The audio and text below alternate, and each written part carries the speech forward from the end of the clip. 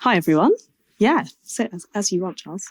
Hi, everyone. I'm Harriet, and I'm delighted to welcome you to the Architectural Association for tonight's talk, Common Treasures, which is part of our Term 2 public programme, Thinking About How We Live. So Common Treasures is a new organisation which has been founded by members and collaborators of Assemble to bring practical responses to rural communities. And tonight we're bringing together some of the contributors to a collection of books which has been published as part of the project that you can see on the table here. They focus on themes such as food, farming and land systems, as well as how we design and build housing and rural infrastructure. And these are conversations that are very important to the AA, both here at Bedford Square and also at our Forest campus, Hook Park in Dorset. And in fact, I've just seen a student who said the book is on her reading list. So they really are part of the conversations going on. And the books will be available to purchase at the end of the event in this room at the back of the lecture hall, so don't miss getting yourself a copy. And we'll also have some drinks so you can all continue the conversations more informally. But for now, please join me in giving a very warm welcome to our speakers, Giles, Loretta, Maria and Jez. Thank you.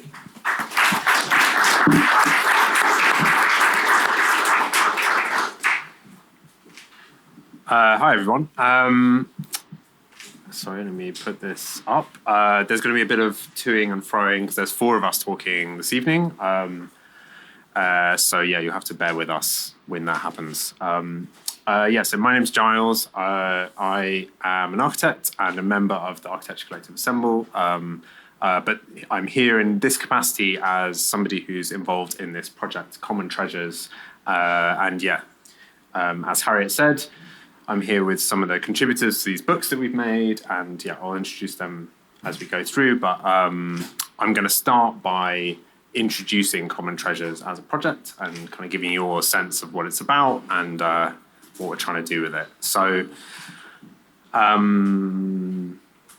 this is where we are and what we're doing. So, Common Treasures is a kind of new independent organisation which we set up last year by members of Assemble with other collaborators.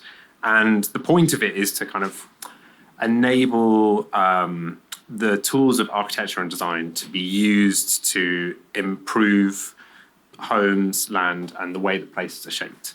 I think one of the reasons that we thought it was important to do something like this is that we feel that there's been a shift from a kind of historical trend for architects to be involved in the public sector or in public projects toward a much more kind of private-oriented form of practice.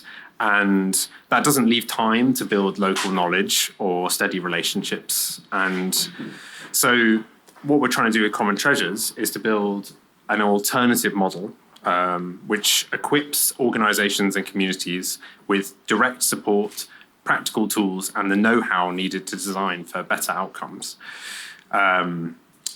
We work with groups doing practical work, tackling long-standing problems in housing, planning, and land in rural Britain.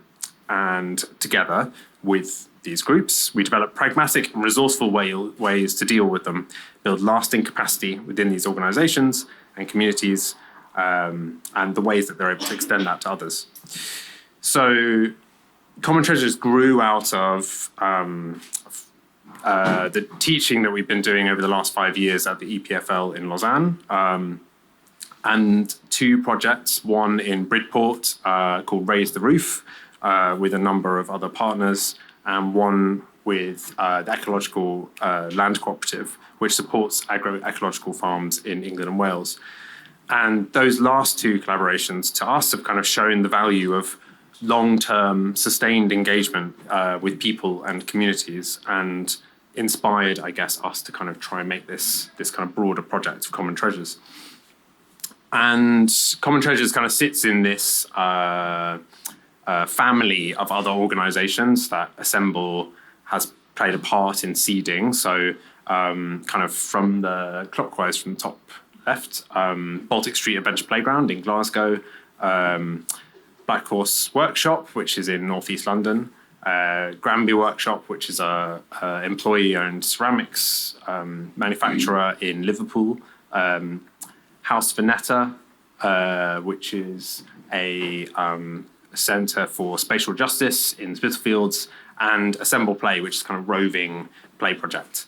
And we see Common Treasures as kind of sitting in this family of organisations that stand on their own feet, but kind of share a kind of practical, public-facing route in kind of making socially oriented work.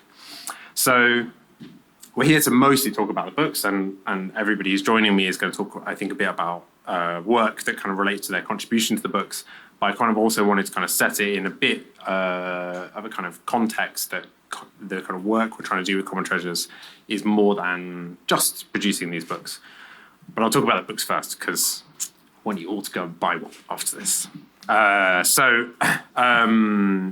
We produced the books in collaboration with the environmental arts charity Common Ground, publisher Little Toller. And some of these words kind of come from the introduction, so it might be a bit of reading in this part of the introduction. But so they started life as a set of conversations about alternative ways to deliver new rural housing. And it soon became clear to us that housing couldn't just be addressed in isolation. That to think ambitiously about the future of rural places, we had to connect things that are not normally thought about together, including, for example, architecture and agriculture, planning and law and land workers' livelihoods, food systems and local economies, community resilience and land ownership, and house building and land use change. Our interest in building housing that was both good quality and affordable led us to three key areas of research. Firstly, we were interested in how it might be possible to change the organisational and financial models that underpin most housing development to enable significantly more local involvement and control. Secondly, we were interested in whether more of the money that gets spent on house building could be retained in local economies and communities through investment in local production capacity and supplier networks, alongside developing local knowledge and skills.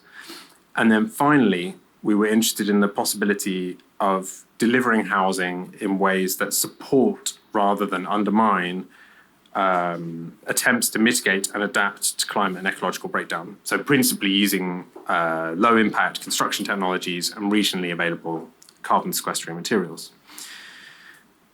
I guess it's interesting having this conversation in an architecture school because it feels to me that for, my entire time as an architect, and I think stretching back further, the prevailing assumption has been that in most ways that matter, cities are the future. And rural places, by contrast, are a kind of nostalgic past. And this idea has been led weight by the kind of prevailing shift of migration from rural to urban places. But our view is that this doesn't really stack up. If you look at how human life is sustained, including the kind of vast and complex ecologies that regulate earth systems and food, water, and energy, alongside non-renewable resources like stone, metals, and minerals on which we rely, these come from rural places. Urban places depend on rural contexts for all of those things, and they also rely on the rural people who live there to sustain and maintain the systems which produce those things. None of the ways of being in the city can survive at any meaningful scale without these things in rural contexts. So the challenges we face in the future, particularly in relation to climate and ecological breakdown and growing instability in many parts of the globalized supply chains on which the UK depends, will impact everyone, but it is in rural places that we feel we can meet these challenges head on. Because of this, they hold not only challenges, but hope, and hope for a possibility of a rich and just future. So the books we've made offer narratives of practical action which respond intelligently, resourcefully, and democratically to local issues in rural contexts. And hopefully you guys will be able to demonstrate that in a minute, which will be great. So the first book focuses on land, food, and farming. And this features contributions from Jez and Maria. And in here, there's topics which range from monitoring kelp beds in Sussex Bay to conducting field trials growing flax for linen in Scotland. And what ties the contributions together is that they are responses to an agricultural sector in a country where much of our food and materials are imported. And what we produce here comes at a vast environmental cost. The stories and narratives in the book instead offer alternative visions of, for example, regenerative land management systems or local and regional networks of food and material production. Volume 2 focuses on housing, planning and construction. And for us, the kind of context for this is very much the ongoing national obsession with house building targets and the way in which that kind of encourages a race to the bottom. So the poor quality products that volume house builders churn out and the way in which many of these volume house building products sit on greenfield sites. The 12 contributors to this volume, including Loretta, demonstrate that we have already the tools we need to improve on how we could build, plan and manage these construction projects. And contributions to this book include a piece on the Atmos development in Totnes, where a local community tried to exercise their community right to build. That was written by Rob Hopkins and Francis Northrup. To an interview with straw building legend, Barbara Jones. And our intention with these books is that they'll be the first in a series which might have future editions featuring things like how networks can foster rural resilience or access to land for farming, leisure, education, and otherwise. But it's not just books. What we're interested in doing with Common Treasures is kind of meeting the ambition of the project through other forms and media. So we made this film for the Macau Biennale, and I'm just going to show you the trailer because that would be nice, and hopefully it'll work well. So there we go. So we can watch this for 2 minutes.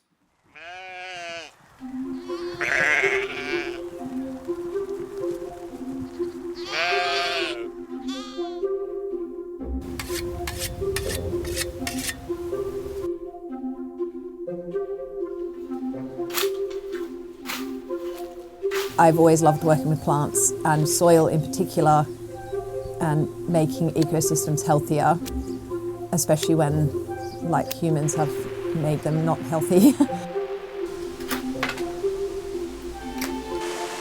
We'll have our new potatoes in, they'll have the mange tout or the peas, they'll have fresh green onions, they'll have young garlic, beetroot, fennel, broad beans.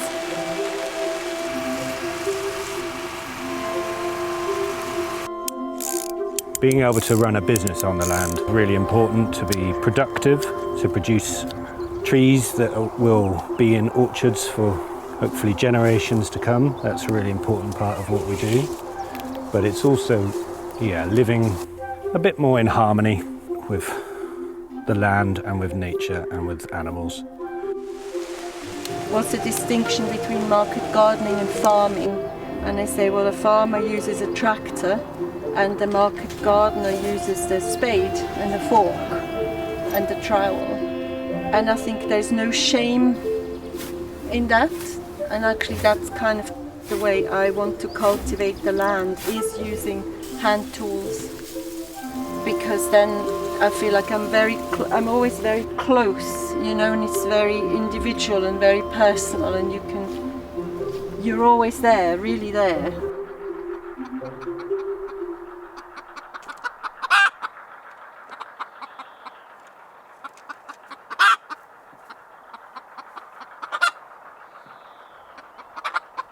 So our plan is that this film's part of an ongoing project to document alternative or regenerative farming practices in the UK or elsewhere. And I guess doing so kind of talk about the way that they offer forms of political resistance or occupy a kind of wider share of the food economy in other places. Lastly, I'm going to talk very briefly about an ongoing design project that we've been doing as part of Common Treasures. So this is called Rural Homes for Rural Workers, and was a project undertaken in collaboration with the Ecological Land Cooperative, who many of the people in the film were tenants on ecological land cooperative land. So the ELC purchases agricultural land as a co-op and turns it into ecological smallholdings for new farm entrants and others.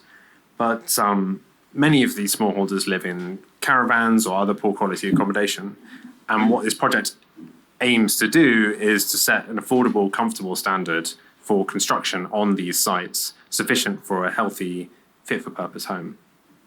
It uses the Caravan Act to explore what's permissible without planning, whilst looking to create low-cost, low-impact housing, substantially improving on current living conditions. And the next step for this project is some demonstrator projects, fundamentally kind of showing that the ecological principles that underpin regenerative farming that happens on ELC land can be applied to construction, and in doing so, make housing that works in tandem with the approach to agriculture on these sites. So hopefully that gives a kind of grounding to what Common Treasure is about. I'm now going to welcome Maria Benjamin to the stage, to the hot seat. Maria is a farmer based in the Lake District. So Maria, please join me. I'll cue up your thing.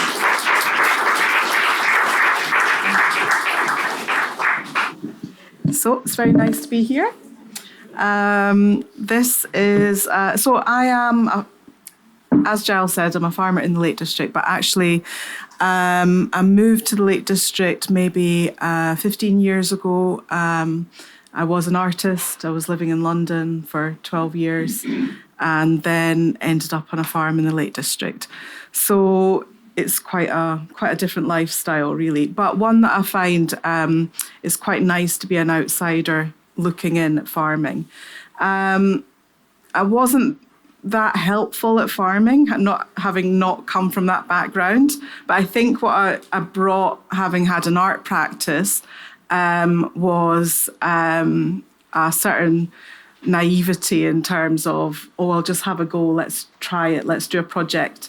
And also kind of seeing potential in what the landscape offered and what the farm offered. And that was amazing, especially coming from London, where all resources kind of have to be bought. Somehow going onto a farm, there was just opportunity everywhere.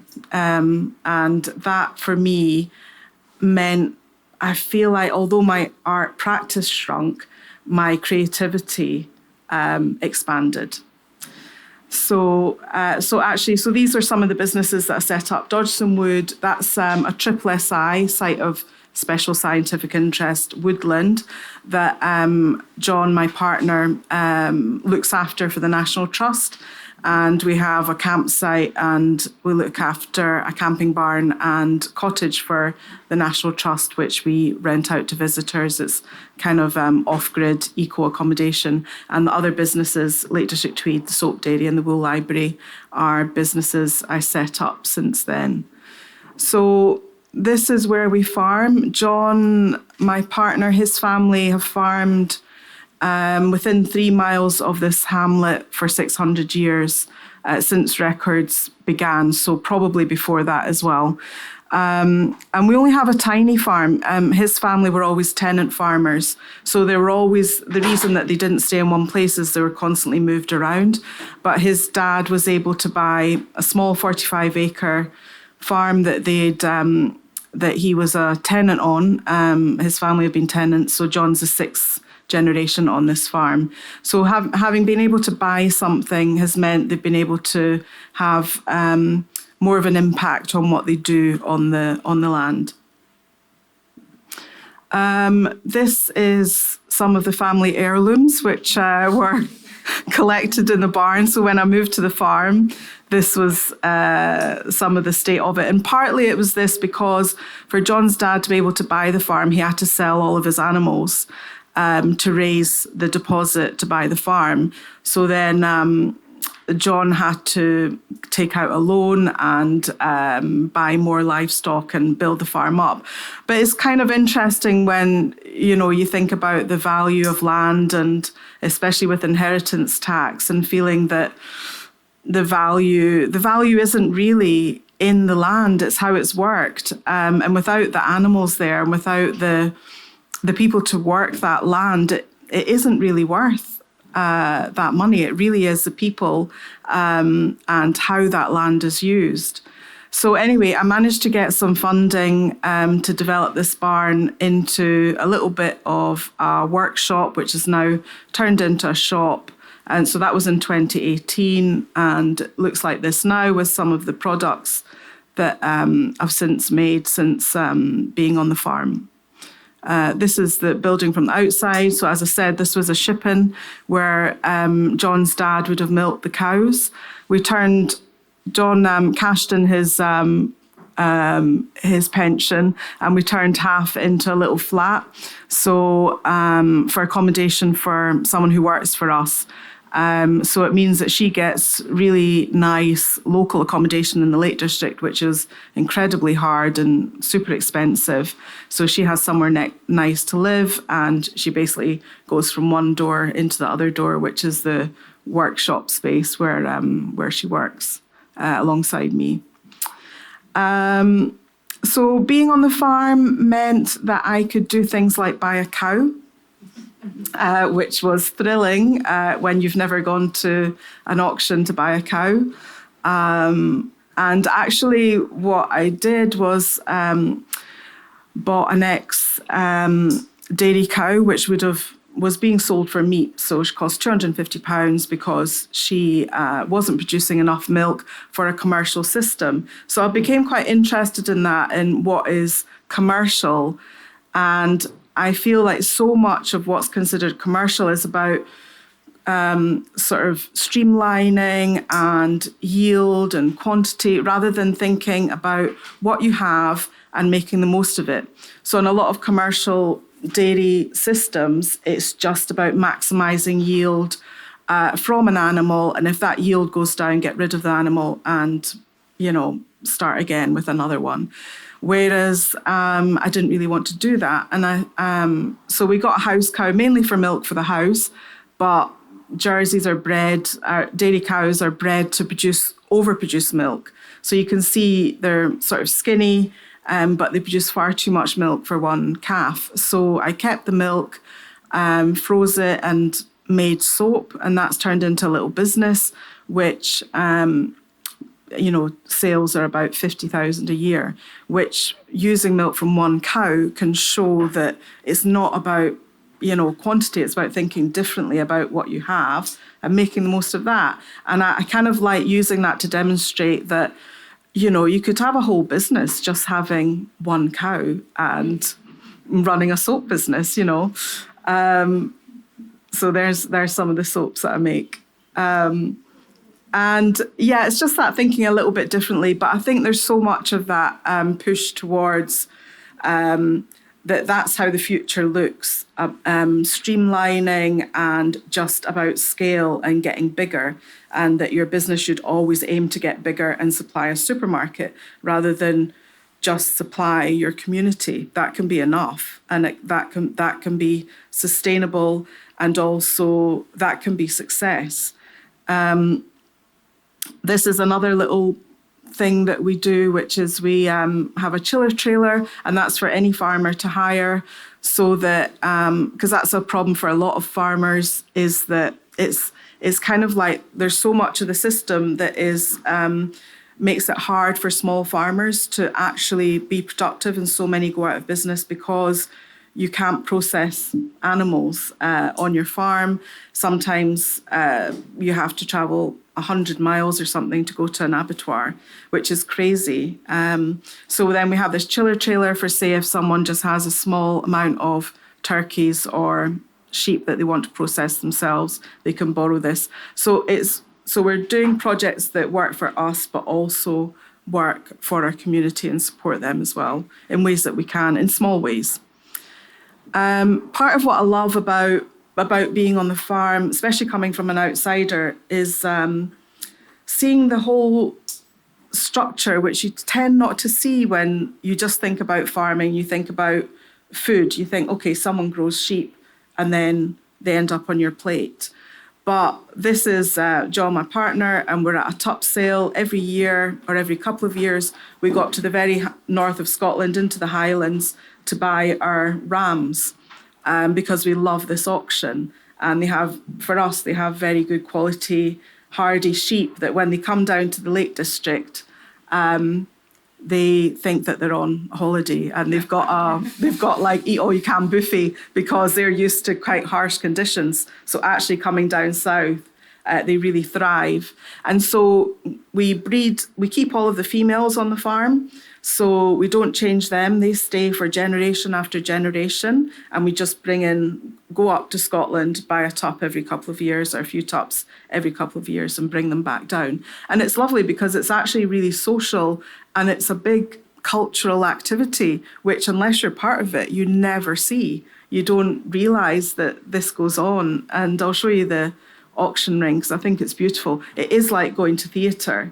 And everyone is silent before the first sheep come in. And it's all day a sheep coming in with the farmer.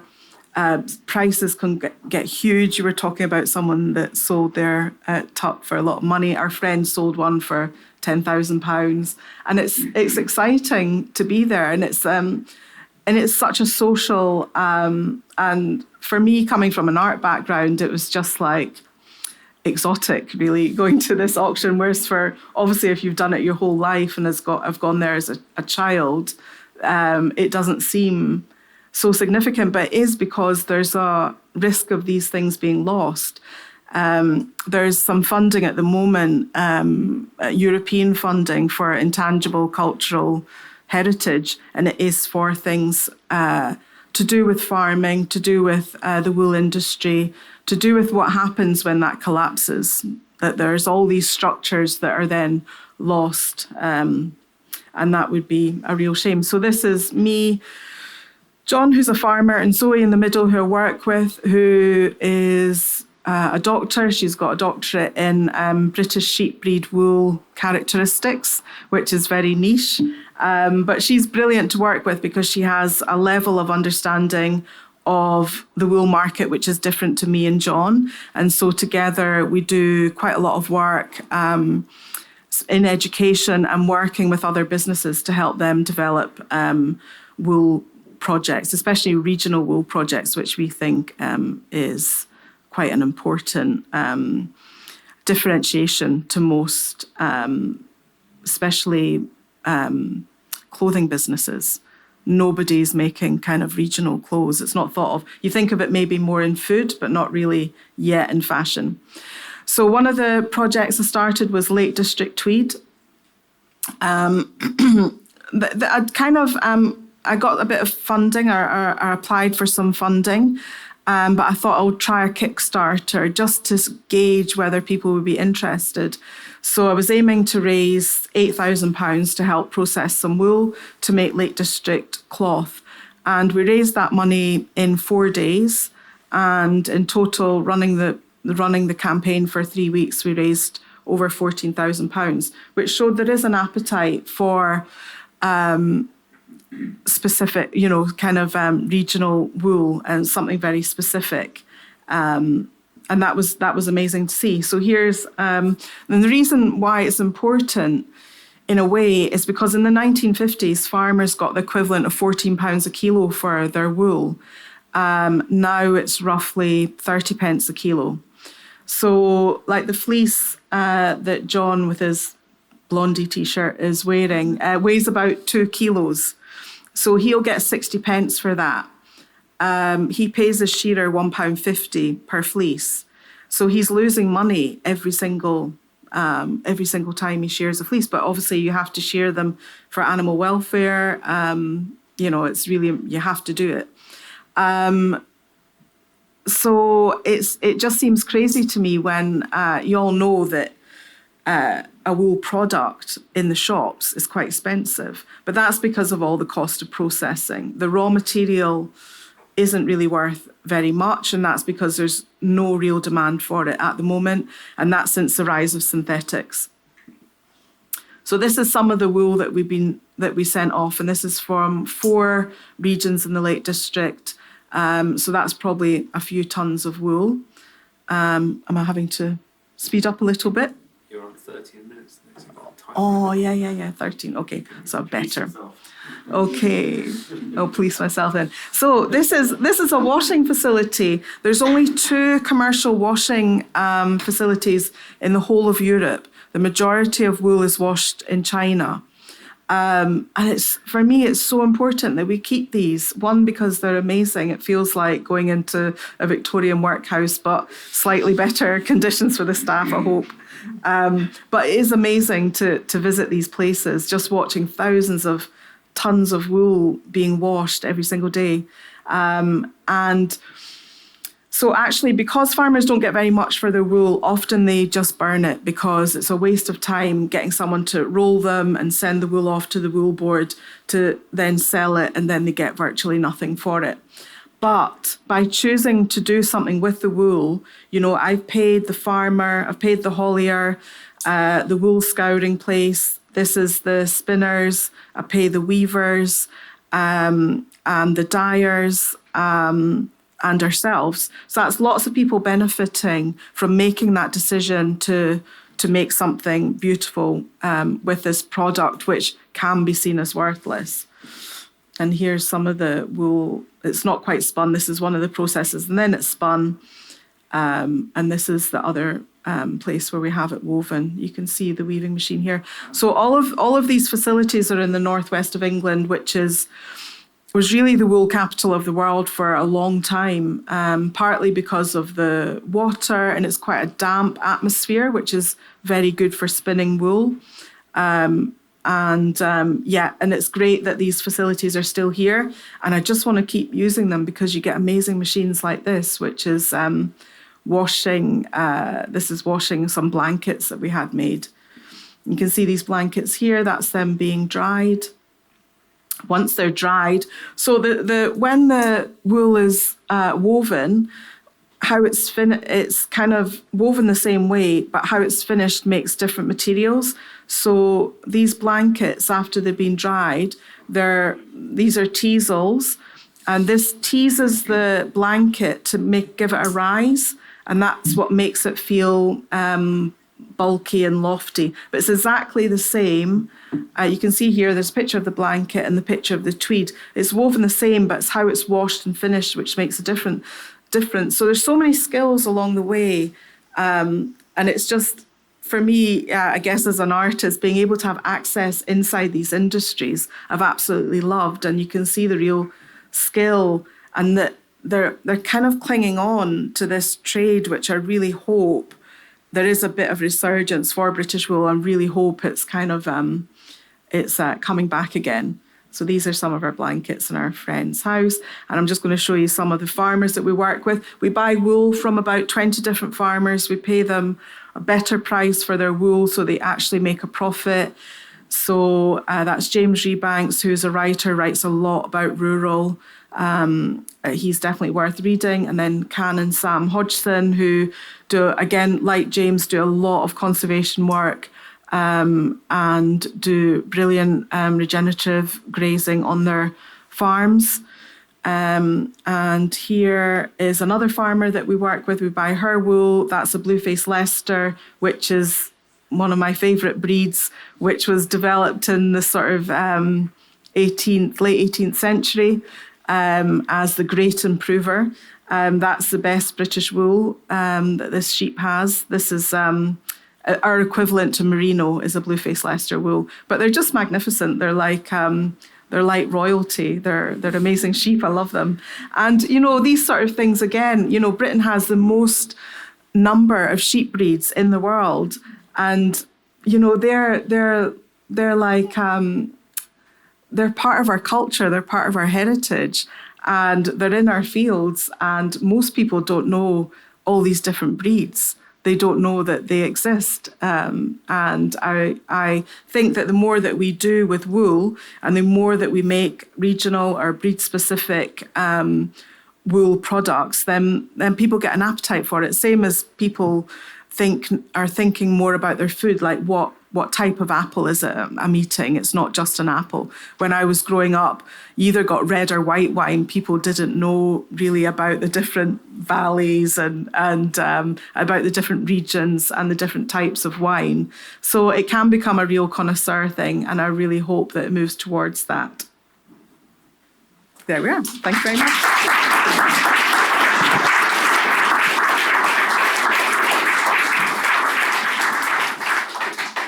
Thanks, Maria. Next up is Jez.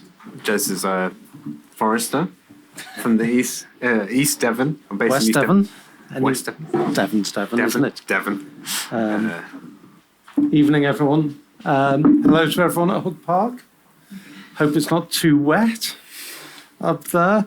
I think I was sitting here listening to Maria, and it reminded me that I grew up in Liverpool and firmly embedded in suburbia.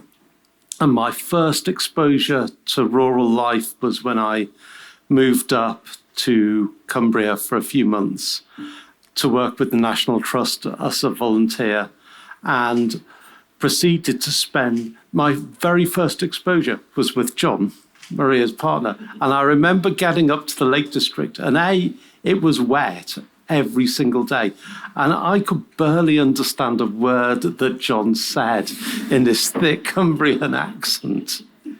But it was an amazing introduction to rural life. And I've not moved back to the city since, and that was a good few decades ago.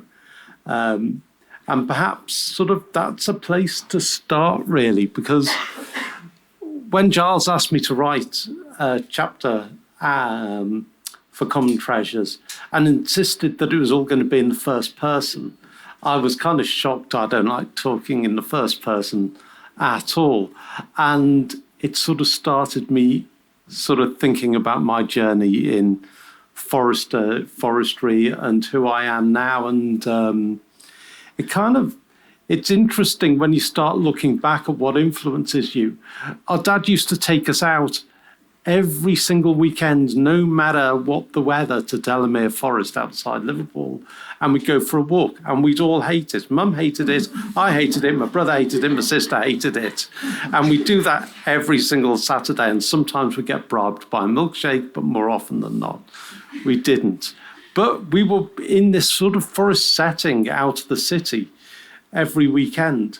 When I left, I went and studied archaeology, and it's interesting to look back on it now, how timber focused that was. Not that I thought about it at the time, but I was captivated by the Somerset levels and these sweet tracks that were built above the marshes out of this huge volume of timber, and where this timber, coppice timber, had come from. And from there, my journey was still nowhere near forestry or timber or anything like that. In fact, it was completely the opposite. And I worked in Antarctica for 3 years. But even there, possibly the most exciting piece of equipment that we used whilst we were travelling around Antarctica are these wooden sledges. And every year, every sledge had to be taken apart and rebuilt, and they're lashed with natural fibres. They have ash runners and beach bridges, and they're very beautiful things. And it's interesting that still today we still use these wooden sledges developed by Fridtjof Nansen in the early 20th century. No other material does what timber does in the way it reacts to the cold and the movement. It's stiff yet flexible in all the right ways. And I think when I came back from Antarctica, I went and did a master's in forestry for a whole variety of reasons of not thinking, couldn't think what else to do with my life, and I got offered a free place on a course, and why not? But when I look back on it, actually, these trees and timber had sort of been sitting there in the background and influencing me. And it's a pervasive thing. We're sitting at a table and it's chipwoods, it probably comes from Devon, the timber from this table. And food and timber, and as Giles said before, the things that rurality give us are huge parts of our life. And it's very easy to forget how important these things are. They give us shelter, they give us life, they give us water, they give us food. And even living in a rural area, I find myself having to remember that quite often. But I think what I want to do this evening is just go on a journey in my homeland. I live in South Devon, a small town called Ashburton on the edge of Dartmoor, and it's on the edge of the Dart River, and the Dart River is a pretty amazing place. It's 70 miles of river from source on top of the moor down to the sea, and for millennia it's been a conduit of trade and of people and of biodiversity up and down it. And it goes from quite extreme environments right up on Dartmoor to right down at the sea, and it's become an incredibly important part of my life. And in some ways it's a microcosm of British forestry and timber. And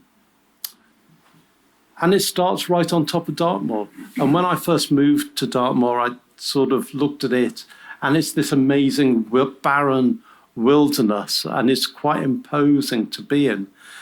What I didn't realise at the time is that this is a completely denuded, man-made environment. It should be forested. And we'll look a bit later at how we know that. But these places, the whole country was almost completely deforested in the early mid-20th century. And this is what 3% forest cover in the UK.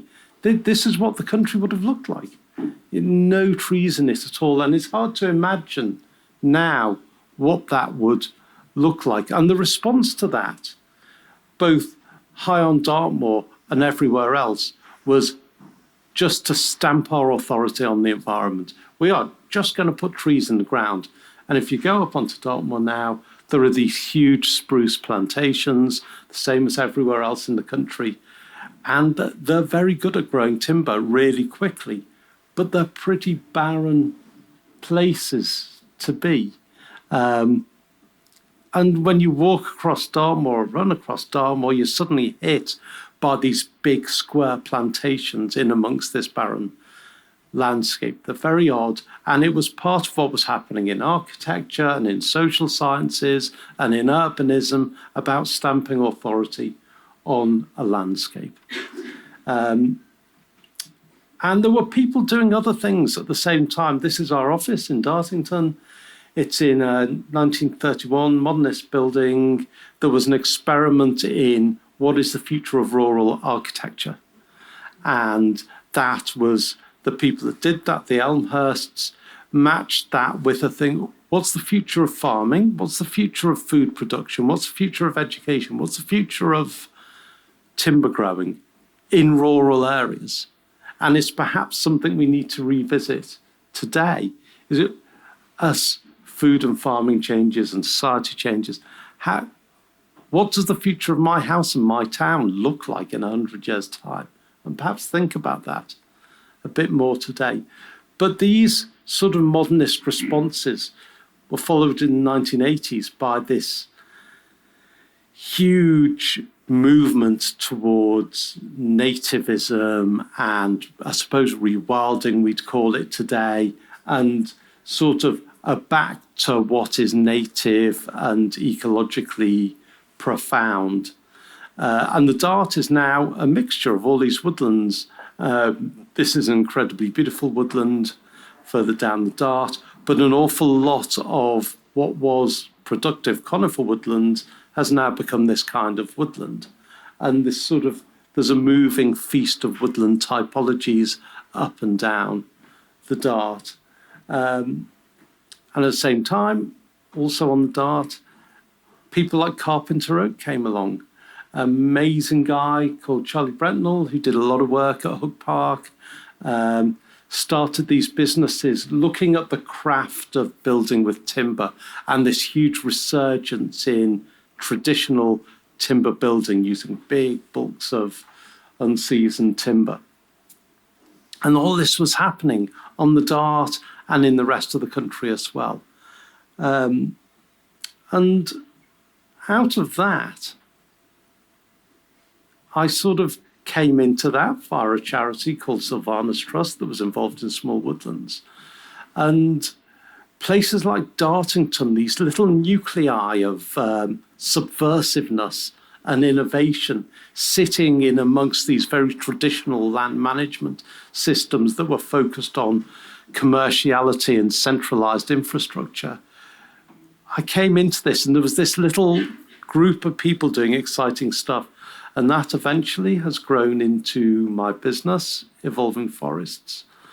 And I think there's an interesting thing you said about naivety, and the people we like to take on and who we want to be are those naive people that ask the stupid questions. We don't take on, I'm the only forester in the organisation, but we do have an ecologist, we have a filmmaker, we have a built environment specialist, we have a digital platform specialist. We have people that can just ask why and not feel stupid about it. And it feels like that's really important in how rurality evolves and develops today. And we've taken that into some of the work that we're doing on Dartmoor. So rather than looking at it as a barren wasteland, we do a lot of surveying on the moor. There is an entire 2 trees per hectare on Dartmoor. I mean, it is probably the most deforested place in the country, yet these hawthorn, these old hawthorn that are there, are critical parts of the farming infrastructure, because on a hot day, every sheep is trying to get under these trees for shelter. And so rather than looking at Dartmoor now as this denuded, barren environment, actually we think of it as an agroforestry system. And we're starting to plant more trees to provide more shelter. Why build artificial shelters when a tree does it just as well? And that's become quite a big part of our work, is thinking of the forest not as a traditional woodland, but anywhere where there's trees has to have some kind of tree management system. And that includes London as well. And really, we don't see any difference between this and this. This is Elephant Park. The trees are at Silvertown, at the end of the Elizabeth line. These tables in Elephant Park are made from timber that came off Elephant Park. And this to us is a forest system as much as Dartmoor is. And as we move further down the Dart, the work we do sort of changes a bit. These shields of oak woodland on the Dart are iconic. From a tourism and landscape perspective, they're incredibly important. But the world's changing. And a big part of that is via climate and storminess. In case anyone hadn't noticed, we're getting a few storms. And these woodlands, trees and salt are not good bedfellows, right? Most trees die because of saltiness. Yet these oak woodlands are surviving very well. And so we're looking at genetic studies and epigenetic studies about these woodlands and whether the oak trees have been selected over thousands of years for their tolerance to salinity. Because if they have been, we need to take seed from those and grow them on. Otherwise, the forest is going to die, because trees are just like everything else. They're just organic things that will die at the end of the day. So our work is sort of a mixture of trying to create commercial opportunities today that are ecologically and bioregionally sensitive, but also ensuring the long-term future of the woodlands, because as foresters, we don't really care about today. But what's important to us, our minimum time frame is 15 or 20 years. That takes us from planting to the first intervention in the woodland. Really, we're interested in 100-year time frames. And so into that comes something that I'm particularly passionate about, which is this mix of craft and technology. There's some things that managing a wood, you just need craft. You need foresters that are in one place for the whole career to understand the forest. You need the craft of design in things like furniture and architecture. But alongside that, we now have these amazing technologies, 3D scanning, extracting biochemicals from wood, and we're involved in all these things. And I feel an exciting tension between urbanism and rurality and between craft and technology as well. And it feels there's a real fervent area for discourse in all of those areas. And that's as true in architecture and design. And it's interesting that Carpenter Oak, sitting on the Dart, now has Xylotech within its family. And the world we know and how we manage woodland and use timber is changing with modern technologies. And of course, the AA at Hook Park is a huge part of that.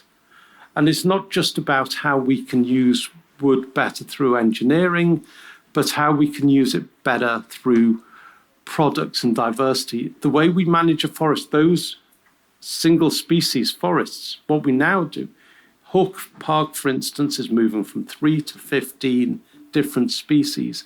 And so we're working with the Woodland Trust to think about how do we use all those different species? What are their properties? How do we create these bioregional local markets that can ignore centralized processing and use digital technologies to create efficient local supply chains? That's what we're trying to do. And then I think to end with is just to come back to who I am and a word that I feel I want everyone to go home with. Everyone knows what agriculture is. No one knows what silviculture is. Yet agriculture's easy. It's 1 year and it's done, and next year and then the next year. Silviculture, when someone asks us what to plant today, what they're asking is, what does society and the environment need in 100 years' time? And that's what silviculture is. And I find it hugely exciting area to be in. And I think, yeah, that's it.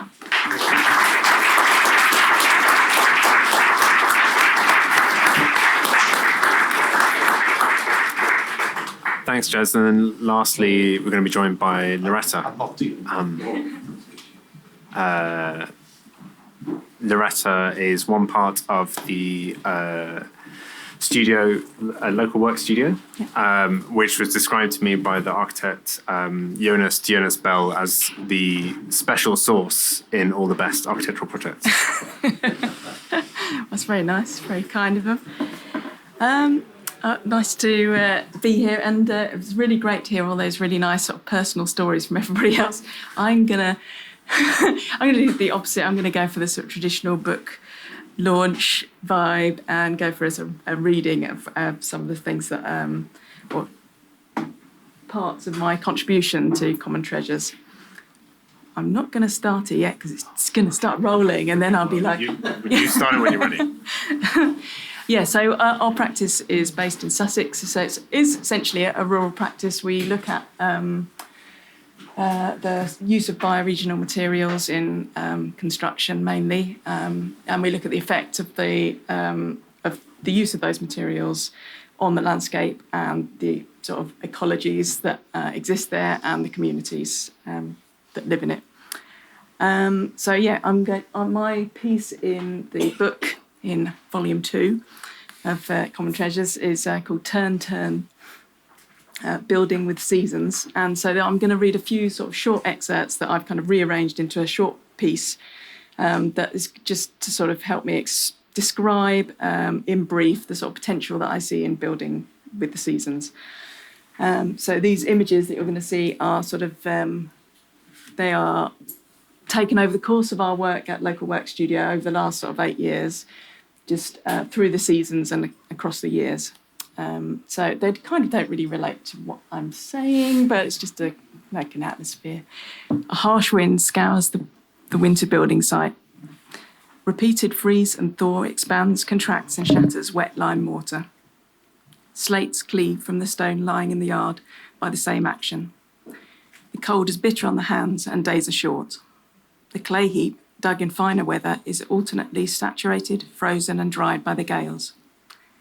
In the reed beds, summer nests are washed or blown away, their architects distant or dormant. In the woods, leaves have fallen and sap sulks at the roots. To work with the seasons involves overcoming a multitude of practical challenges. Results are uncontrollable, unpredictable, and not so easily quantifiable. It requires care, close attention, and deep understanding to craft a good product from such inconsistent conditions and materials. Being present to the changing landscape and its fleeting opportunities requires costly labour and time. It's a financial risk to lay oneself bare to such uncertainty. The conventional sequences of architecture and construction are linear and unsympathetic to the constant revisions and cycles of the seasons. But looked at another way, these not insignificant challenges can be transformed into opportunities. For the revival and development of a low-carbon approach, these are moving real fast.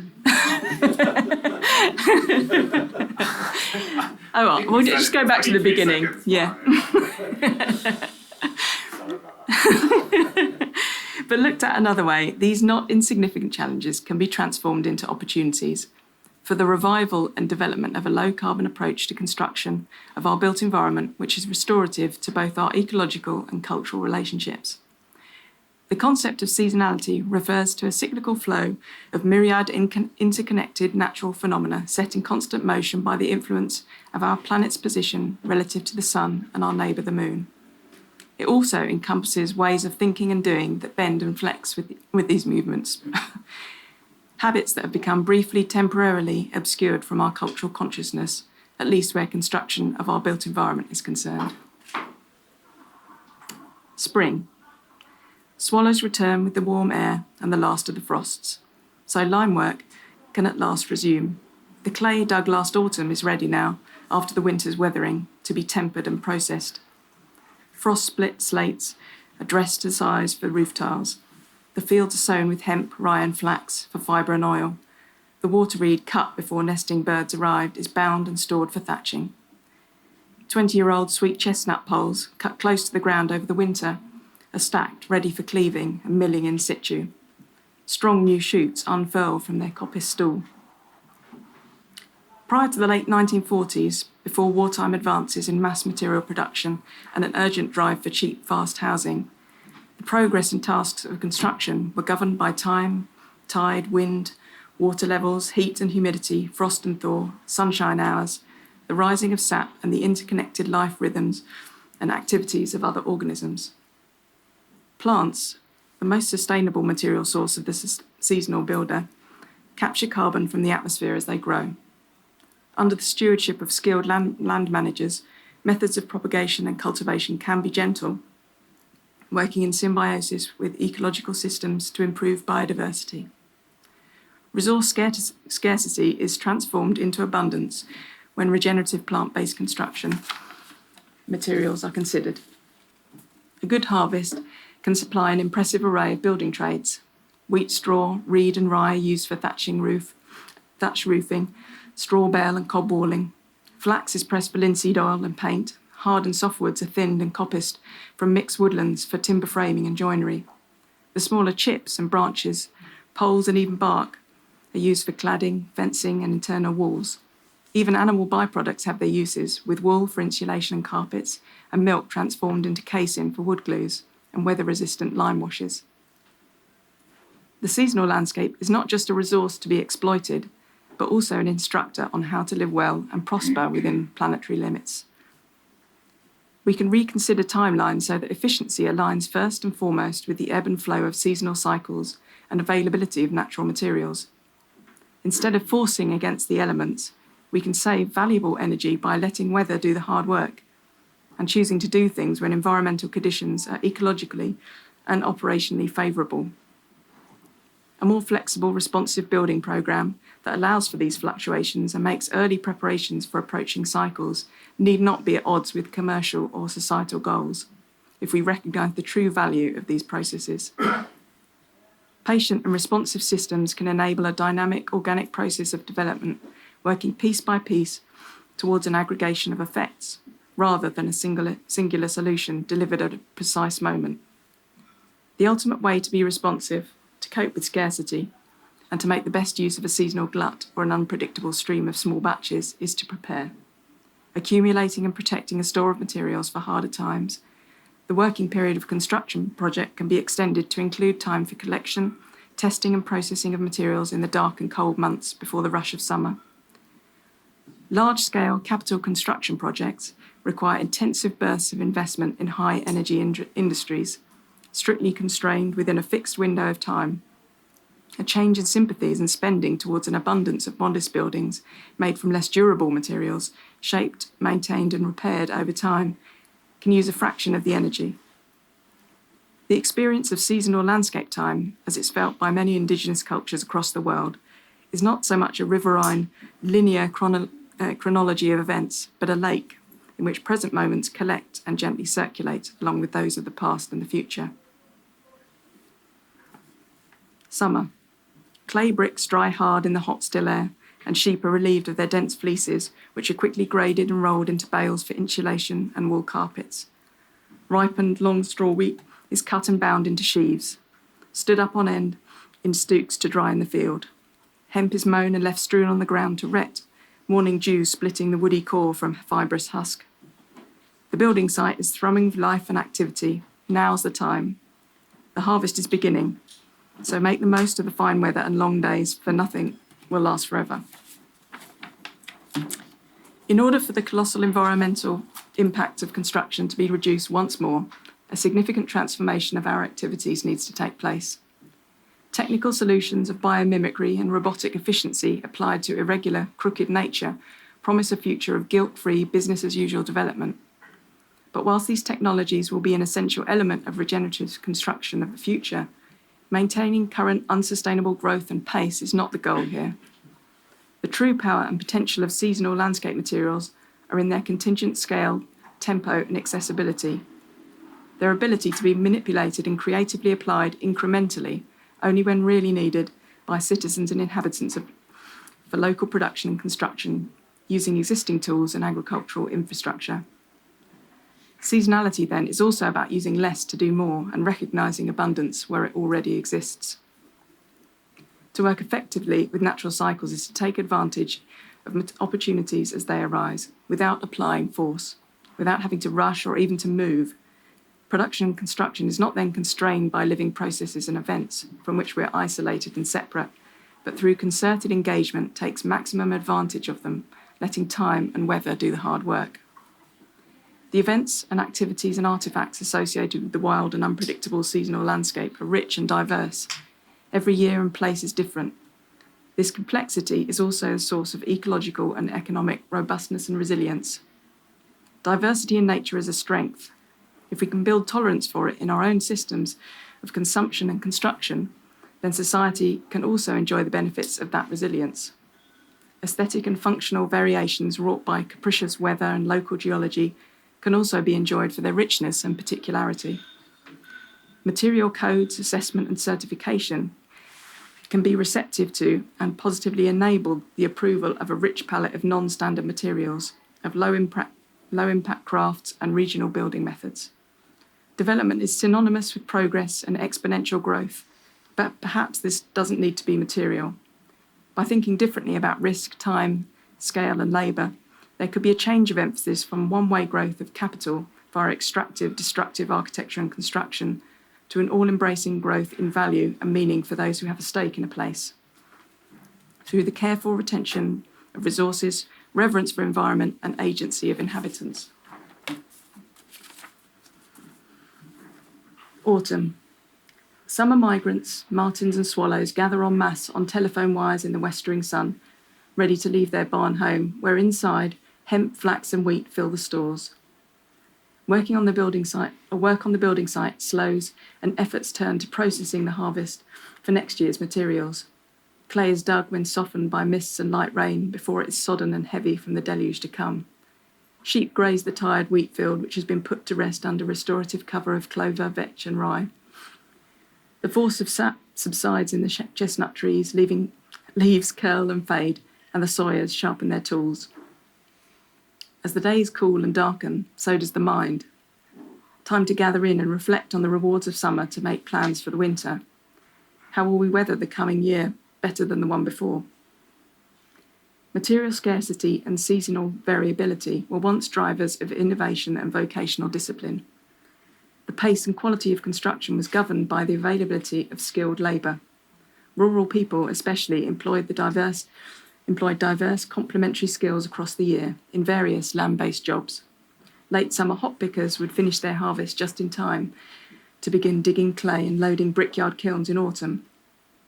It was the deep knowledge of the landscape insiders that slowly, incrementally shaped vernacular building craft.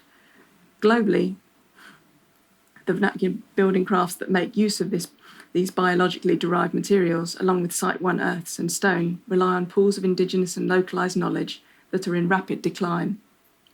This approach privileges lived experience, close observation, and this presence of mind and body in the landscape can have restorative benefits for individual inhabitants and their communities, as well as the ecosystems of which they're part. The rewards of a year's hard work in the landscape are not just material. People who've nurtured and shaped their environments over time by being present and learning from an education of attention also have their labour and care repaid intrinsically through connectedness and self-determination. Value can be intercepted for distributed rural economies, which may otherwise become lost in distant parts of the supply chain when the established farm gate-to-table model is applied to procurement of seasonal construction materials. People who live by the seasons become masters of cooperation, of give and take.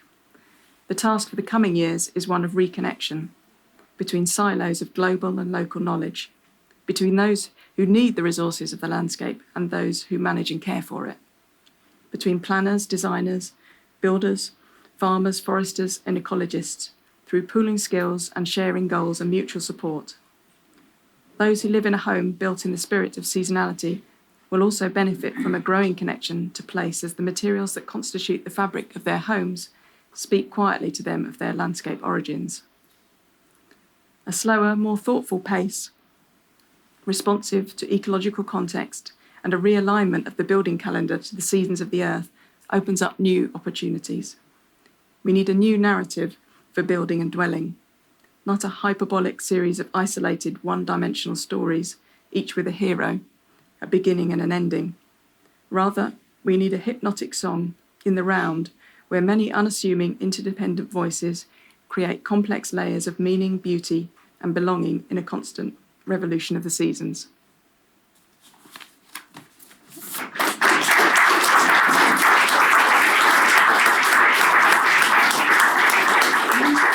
I'm going to invite Jez and Maria to the table in case there's anybody who has any questions, or we can have a bit of discussion. I know we started a bit late, so maybe we don't have as much time as we'd hoped for, but you know, also we want you to stop and go buy the books and have a drink. So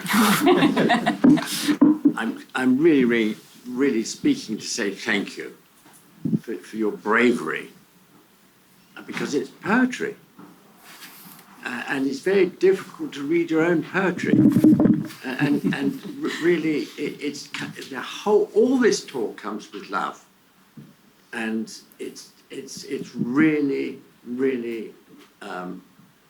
reassuring, and thank you.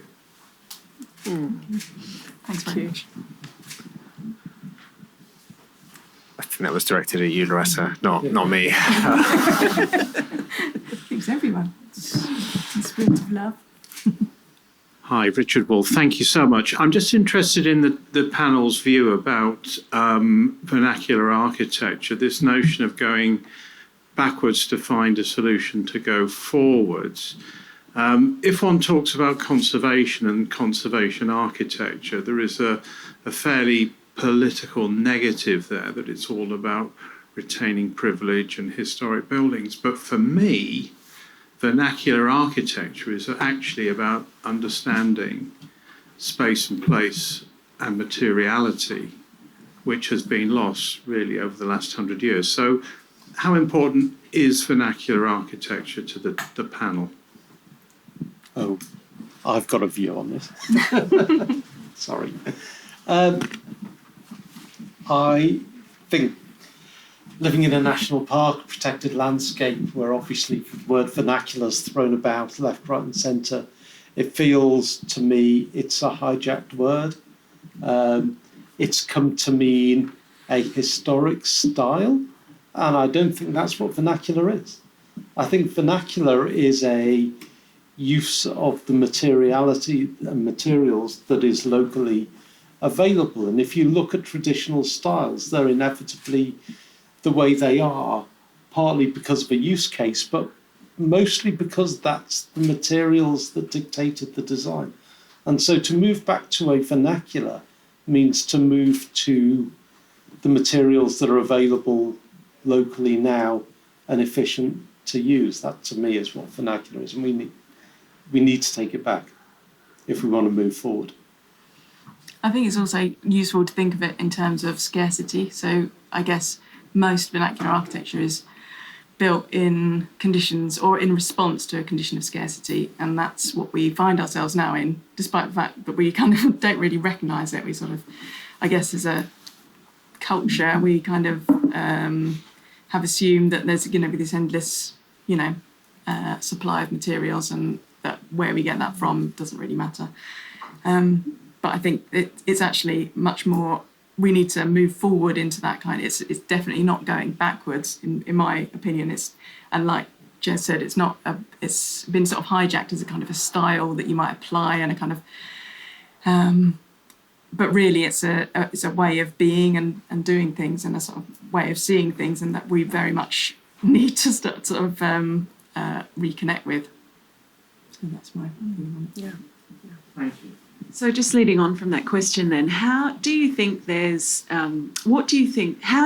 approach then the question of more housing in the countryside? So if we're in our regional centres going to respond responsibly to central government's local plan options consultation for thousands of more homes, and I'm thinking of Dorset around Hook Park at the moment, Dorset Council is proposing tens of thousands of new homes for Bridport in the next 16 years.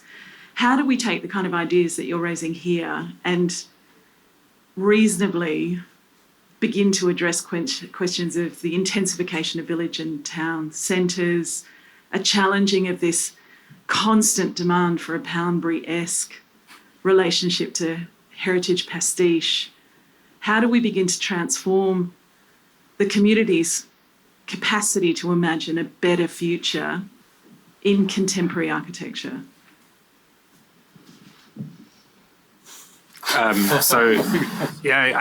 think in a way that's kind of the question that we started this project with. Not to say that we ended the project with the answer, but we were looking at housing developments in around Bridport in Dorset, and we were looking as much as anything at the way in which those developments were happening, and that project was being undertaken in partnership with an organisation called Wessex Community Assets. Tim Crabtree also writes in one of these books about their work, and their work is all about trying to bring the value of various different things, so community land trusts or energy projects, back to the kind of people who live in a place. And the thing that felt really striking is that when these development projects happen, that value disappears. It stretches out to whether it's volume house builder or whether it's contractor or whoever. All of that economics is lost from that area, and I think that's a big part of the problem for me. I think it relates very much to what you were talking about, Maria, but in a kind of built environment setting. That what we need to do is to design the whole network of suppliers, growers, contractors, developers, all of whom are working together to produce these projects. Effectively what we were doing when we were looking at that, and I think this is kind of conversation that's been ongoing with other people in other contexts, but is to kind of apply the kind of transition town methodology to the idea of building new houses. I think, alongside that, I'm quite critical that the current supply solution to the housing crisis is the right one. But if you are building houses, I think that what one needs to be doing is to be thinking in this whole network way. And so, I think the thing that's kind of interesting about the things that we're presenting and talking about is that sometimes they feel like small solutions and maybe isolated, but I think they work best when they exist in a network. And that can provide, I think, real substantial change. We've been working on. Oh, sorry, Maria, were you just No. I could hear you murmuring. Go on. But I just wanted to. So we've been working on a project recently as a research project looking at whether you can use crop waste, sort of the residue of plants from food crops, to make insulation materials for housing, and it's like. We did a lot of sort of interviewing of farmers and just looking at the sort of broader economic kind of issues going on. And this, you're absolutely right. This is kind of like competing policy aims where we must build. Can't remember how many houses it is every year that we're supposed to be building, and then we've got the sort of net zero targets to meet, and we've got biodiversity targets to meet, and there's so much going on and so much demand that's going to be being put on the land, not just to actually build the houses, but to perhaps draw materials from it as well. How do we want that industry to be? If it's going to be a new sort of industry where we're looking at kind of, increasing the use of timber or increasing the use of agricultural products for housing, how do we want that to just be a replication of all our other industrial systems, which are centralised and have lots of massive long supply chains? Or do we actually want to sort of, at this point now, take the opportunity to sort of reinvent how that's done? Whether that can be done in time, and creating these networks, I don't know, but you're doing pretty well. Well, it's frustrating to watch actually, and I don't really think about housing that much, but I know from living in the Lake District, for example, in Coniston, where I used to live, they did make, they have a housing association, they made local housing. Basically what it did was make extra holiday accommodation, because they made ugly houses for the locals, the working classes that worked in the co-op or, work in the service industry, and all the cute cottages were for the tourists. So it didn't really help. It's just, and all those, that really ugly building, which somehow seems to pass planning, not well built, really horrible, is such a wasted opportunity, but it feels like it's all sewn up anyway, like who's going to get these contracts? It won't be you. And it's a shame, because it's like when you're talking about, it should be. Yeah. It won't be though. No. When you're talking about sort of, sorry, burst your bubble, but why can't you have like just more local architects working, understanding that region and just working more locally and working with the materials, rather than these things being shipped in and they look identical to ones hundreds of miles away and have no relationship to the landscape or the materials. And I don't know, I'm so pessimistic because of the way the world is. I just feel that we're just trampled on. We do our bit that we can, but when those big policies come in, you just think there's another agenda going on. There's a reason that they're pushing for these new builds, and it's not really to do with wanting to support local housing. It's something else. So. I just quickly I don't think, from my perspective, there's much of a strategic view of where the rural economy is going. I think housing and other building design is responsive to the situation now. I think there's perhaps a place for architecture to be more of a leader in having a discourse about what is the future of farming? What's the future of farm buildings? What's the needs of a farmhouse or a farming community in the future? Because there's no point in just being responsive, because things are going to change really quick. Yeah. It's a good thing we started this project called Common Treasures. Yeah. I was just thinking, really, done. the real key is like this kind of building of relationships and quickly, and to start to sort of do things. These kind of, I've heard a lot of people recently, especially at farming conferences, talking about parallel institutions, where if we rely completely on the institutions that exist already and the infrastructure and all the kind of ways things are set up to sort of seamlessly happen, as if you know. They're supposed to be seamlessly happening, but they're not really. If we rely on that, then we're just going to carry on this trajectory, which is obviously not great. And we need to start today with these parallel institutions like Common Treasures, or the kind of things that might come out of that, or the things that you're doing. And, and there's such an appetite for it. You know, like the farmers that we were talking about. There's, you know, they're working in such isolation now, like especially down in sort of arable farmers. They are, you know, farms that would have had 50 or 100 people working on them now, they have 3 people working on them at a time, who are they're operating across these huge landscapes, and they don't want to be completely alone, but they feel they have no choice, because the country is sort of emptying out, and people are, you know, land is consolidating into these kind of bigger and bigger units, which who is controlling them? I don't know. So that community building is like... Yeah, and actually, like on our farm, I didn't talk about this, but anyway, it's only 45 acres. And before I joined John on the farm, he was working full-time for the National Trust, and farming as part-time, because that's the economics of upland hill farming. You don't make money.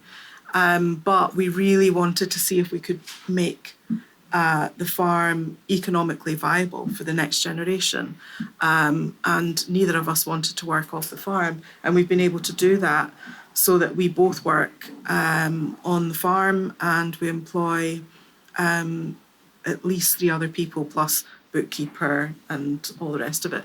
So it has really, really changed. We've been able to turn that around, and that's quite important so again, talking about that scale, so rather than getting bigger, actually shrinking, and that allows then more autonomy, actually more creativity, less stress, and jobs, interesting jobs for, you know, for people. And someone was saying,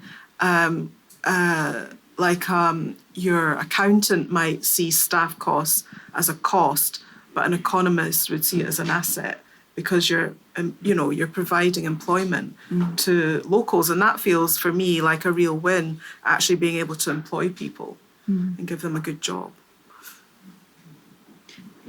Yeah. I just wanted to ask a follow-up, if that's all right. My question is, what I'm hearing is you're working with local infrastructure networks, which are from the landscape, and to try and find some glimmer of optimism. I wonder if you are seeing a change in market appetite at all, if you're seeing a demonstrable shift from the work that you're doing. Say, for example, in things like a local energy independence, and so aspects of those broader infrastructure systems that you're referencing, which an approach to architecture might generate contribution to, as well as the landscape. Is that part of what you're exploring in the collective? I mean, I don't think we've seen it, and I guess in a way, the way that we positioned Common Treasures is to think about it as a project that maybe sits out, tries not to be working in the same way that, I work in Assemble as a kind of private architect working for private clients, because we feel like the kinds of things we're talking about are hard to do in that model. So I guess on that basis, it does feel hard to think about how the market might provide for these solutions. But that's not to say it's impossible. It's just, I think that's not how we're finding it possible to work in this way. I think there's, as a practice, we're really committed to distributed processing, manufacturing, regional approaches. And most of the time we think we're naively idealistic and it's stupid, but we like it. But we are just doing a project at the moment, and it is a big piece of construction work. The client was very keen the timber came from local forests. We just assumed that it was going to be cheapest option to get it sawn centrally at a very large mill.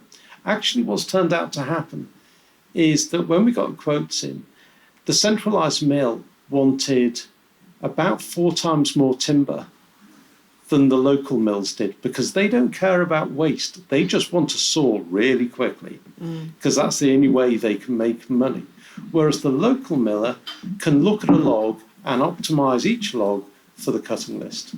And it turns out, quite honestly, to my surprise, using a local miller was about 20 or 30% cheaper for the same amount of timber. And this isn't just a small domestic project.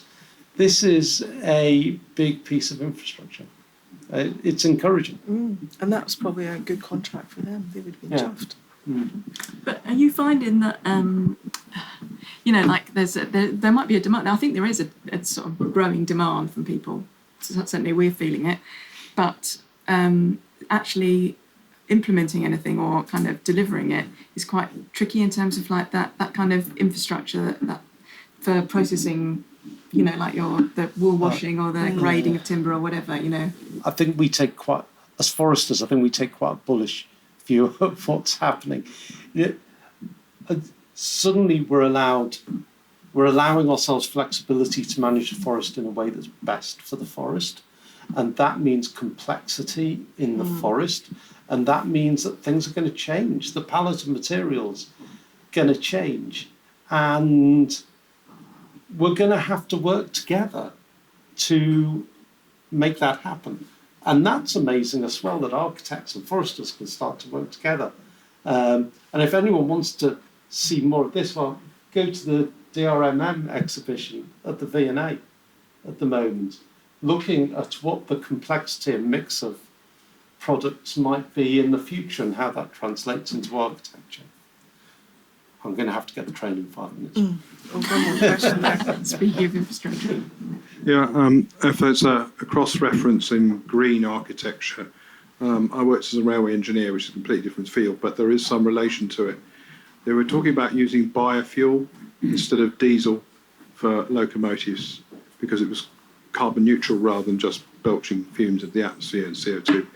And originally they turned it down because the problem was that you had to grow rapeseed and other plants to make the biofuel, which then took up land that was valuable for people to grow food for people to eat. And there's lots of starving people, it wasn't a good idea. But now they've found a new idea. It's called HVO, and it's a biofuel, but what they do is they use fuel from the waste, the husks, from making wheat. So they're not taking up land, because the land's making wheat for bread and all the other foodstuffs, but there's always a waste byproduct. And that waste byproduct's used for the fuel now, and now they can get rid of diesel and replace it with this biofuel, which is great. We don't have electric trains.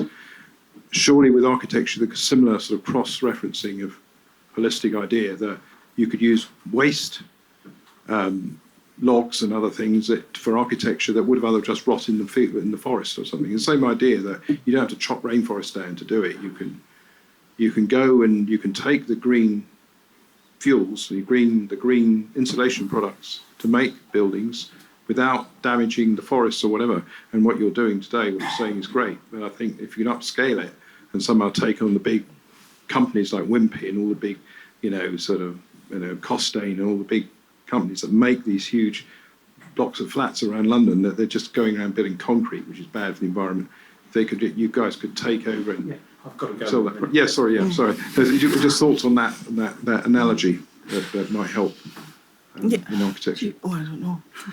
Have you got anything to say before you run? Yes, the only thing I've got, I think you're right. But can everyone please remember, because we come across this all the time, leaving material in the forest is really good for soil health, which is everything. Soil, yeah.